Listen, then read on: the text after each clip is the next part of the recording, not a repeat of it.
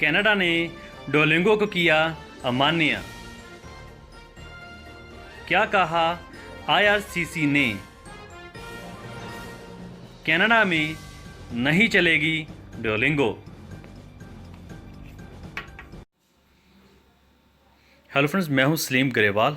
अगर आपने मेरा पेज GKTH यानी कि Grewal knowledge and travel subscribe नहीं किया है तो कर लीजिए, खासकर वो जो बाहर जाना चाहते हैं या लेटेस्ट अपडेट रखना चाहते हैं। तो चलिए शुरू करते हैं। हेलो फ्रेंड्स, क्या हाल है? IRCC की तरफ से एक बहुत ही लेटेस्ट अपडेट आई है, खासकर स्टूडेंट्स के लिए जो बाहर जाना चाहते हैं पढ़ने के लिए। उनके लिए एक बहुत ही स्पेशल न्यूज़ आई है, इन्फॉर्मेटिव जो है ये वाली न्यूज़ है। ये न्यूज़ है डुओलिंगो जो टेस्ट है उसके रिगार्डिंग ये न्यूज़ है। और IRCC ने क्या कहा है डुओलिंगो के बारे में, क्या वो वैलिड है या इनवैलिड है, इसके बारे में हम जानेंगे इस वीडियो में। इसके अलावा हम देखेंगे कि जो स्टूडेंट वीज़ा है वो विदाउट हम आइलेट्स कैसे ले सकते हैं, कौन कौन सी यूनिवर्सिटीज़ हैं, कौन कौन से कॉलेजेस हैं और कहाँ कहाँ पर वो स्थित हैं, इसी के बारे में हम जानेंगे इस वीडियो में। उम्मीद करता हूँ कि आपको ये वाली वीडियो अच्छी लगेगी। अगर आपको ये वीडियो पसंद आए लाइक एंड सब्सक्राइब ज़रूर करेगा। सो फ्रेंड्स, एक न्यूज़ आई है IRCC की तरफ से कि उन्होंने कहा है कि जो डुओलिंगो टेस्ट है वो उन्होंने इनवैलिड कर दिया है। उन्होंने बोला है कि जो डुओलिंगो टेस्ट है वो एक्सेप्टेबल नहीं है। अगर आपने कोई फ़ाइल लगानी है तो वो कंपलसरी या मैंडेटरी डॉक्यूमेंट नहीं है।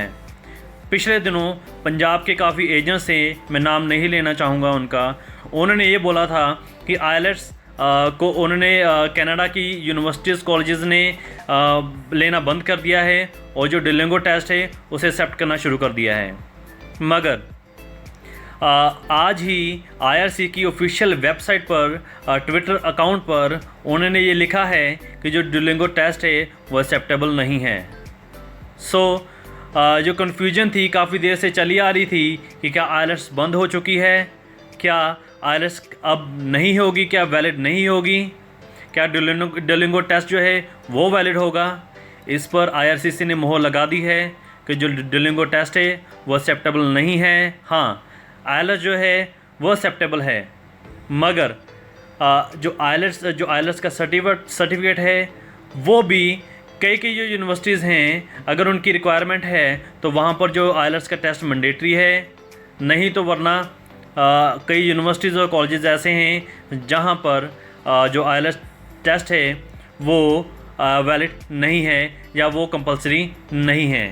हम इस वीडियो में देखेंगे कि वो कौन कौन से हैं जो कॉलेजेस हैं जो एक्सेप्ट करते हैं एप्लीकेशन। सो गाइस, IRCC ने अपनी वेबसाइट पर 8 तारीख को यानी कि आज ये न्यूज़ डाली थी कि unless applying under the student direct stream, most student permit don't have language test requirement. They are currently no online language test that are acceptable for immigration purpose. Duolingo is not acceptable. It means कि Duolingo है वो accept नहीं कर रहे हैं। इसके अलावा एक कैनेडियन वीज़ा न्यूज़ है और वहाँ पर ट्विटर अकाउंट है इनका, उन्होंने भी ये बोला है कि the only test acceptable conducted by third party organisation are the international English language testing system. उन्होंने बोला है कि आइलेट्स जो है ये जो है वैलिड है। इसके अलावा कैनेडियन वीज़ा न्यूज़ में ही एक और ट्वीट किया था कि IRCC has been confirmed that if you are applying for study permit even under the SDS के अंदर अगर आप अप्लाई कर रहे हो, the Duolingo test is not acceptable for immigration purpose. With Duolingo test, a candidate may eligible for the institution but will not be accepted by IRCC. वो ये बोल रहे हैं कि हाँ, जो इंस्टीट्यूट जहाँ पर आप अप्लाई कर रहे हो वो डुओलिंगो टेस्ट जो है वो एक्सेप्ट करेगी, मगर जो IRCC है उसके लिए जो डुओलिंगो टेस्ट है वो कोई ज़्यादा कुछ मायने नहीं रखता। सो गाइस, हम देखेंगे कि जैसे कि अभी जो है IELTS सेंटर जो सारे बंद हैं, खासकर पंजाब और इंडिया में, तो हम कैसे अपनी जो फाइलें जो अप्लाई कर सकते हैं स्टूडेंट वीज़ा के लिए। अगर कनाडा किसी ने पढ़ने जाना है तो कैसे अप्लाई कर सकता है। गाइस, एक अल्टरनेटिव जो है वो IRCC ने दिया हुआ है या यूनिवर्सिटीज़ हैं वो ये कहती हैं कि 4 पॉइंट्स है इसमें, अगर आप 4 पॉइंट्स में से कोई भी पॉइंट जो है आप इसको एलिजिबल होते हो इनमें से एक भी पॉइंट के, तो आपको IELTS टेस्ट की ज़रूरत नहीं है, आपकी फ़ाइल एम्बेसी में लग जाएगी। अगर हम बात करें IELTS टेस्ट जो है अगर आपके पास नहीं है तो TOEFL का जो टेस्ट है वो आप उसके साथ अटैच कर सकते हो। अभी तो सारे बंद हैं, वो भी नहीं होगा आपके पास। ओके, अब नेक्स्ट पॉइंट देखते हैं। You have studied in English medium school for 4 और मोर देन 4 ईयर्स। गाइस ये वाला पॉइंट है, इसी बेस पर आपको एडमिशन मिल सकती है। अगर आप इंग्लिश मीडियम स्कूल में पढ़े हो तो आपको जो एडमिशन है उसके लिए IELTS टेस्ट की रिक्वायरमेंट जो है वो नहीं होगी और आपको एडमिशन जो है, आपको ऑफर लेटर जो है वो मिल जाएगा। आपको बस एक अटेस्टेशन करवाना होगा यूनिवर्सिटी से, जैसे GNDU यूनिवर्सिटी है, PTU है, PU है, वहाँ से आपको एक अटेस्ट कराना पड़ेगा कि आपने जो है इंग्लिश मीडियम में जो एग्ज़ाम जो हैं वो दिए हैं या आप 4 सालों से इंग्लिश मीडियम में आप पढ़े हो। इसके अलावा जो 2 पॉइंट्स और हैं वो है कि you are a native of an English speaking nation, कि अगर आप इंग्लिश स्पीकिंग नेशन के वसनीक हो तो आपके लिए IELTS जो है रिक्वायरमेंट नहीं है। मगर इंडिया के लिए, इंडिया इंग्लिश स्पीकिंग नेशन नहीं है, इंडिया इंग्लिश स्पीकिंग जो है वो सेकेंडरी लैंग्वेज है, सो ये इस पर भी जो है ये वैलिड नहीं होता। You have attended the university language school for semester और फॉर अ ईयर। आपने जो है अटेंड किया हो लैंग्वेज स्कूल, अगर आपने यहाँ पर किसी इंग्लिश लैंग्वेज स्कूल जो अप्लाई किया हो, आपका आपका सर्टिफिकेट आपके पास होना चाहिए। सो इसमें जो सेकंड पॉइंट है जिसमें लिखा है कि आप इंग्लिश मीडियम में पढ़े होने चाहिए, तो इट मीन्स कि आपको जो IELTS की जो है रिक्वायरमेंट नहीं है। और दूसरा, आपके इंग्लिश के जो मार्क्स हैं वो आपके 60 to 65% होने चाहिए, इससे ऊपर होने चाहिए, इससे कम नहीं होने चाहिए। तो ऐसी यूनिवर्सिटीज़ हैं जो IELTS जो टेस्ट है वो नहीं प्रेफर करती, वो जस्ट और जस्ट यही प्रेफर करती हैं कि इंग्लिश मीडियम स्कूल में आप पढ़े होने चाहिए। वो कौन कौन सी यूनिवर्सिटीज़ हैं या कॉलेजेस हैं, आइए देखते हैं। गाइस सबसे पहले जो यूनिवर्सिटी आती है वो आती है university of Winnipeg. So university of Winnipeg का मतलब, ये जो यूनिवर्सिटी है ये मैनिटोबा में कैपिटल है विनीपेग, वहाँ पर ये स्थित है। और वहाँ पर यहाँ पर इस यूनिवर्सिटी के ऑफर लेटर लेने के लिए आपको IELTS टेस्ट की रिक्वायरमेंट नहीं है। आप अपने एकेडमिक डॉक्यूमेंट जो है उनको भेजिए। अगर आप इंग्लिश के मार्क्स सही होंगे, 70%, 60 to 70% के बीच होंगे, तो वो आपको ऑफर लेटर भेज देगी, जिसका आपकी फ़ाइल जो है वो आपकी IRCC या कैनेडियन एम्बेसी में लग जाएंगी।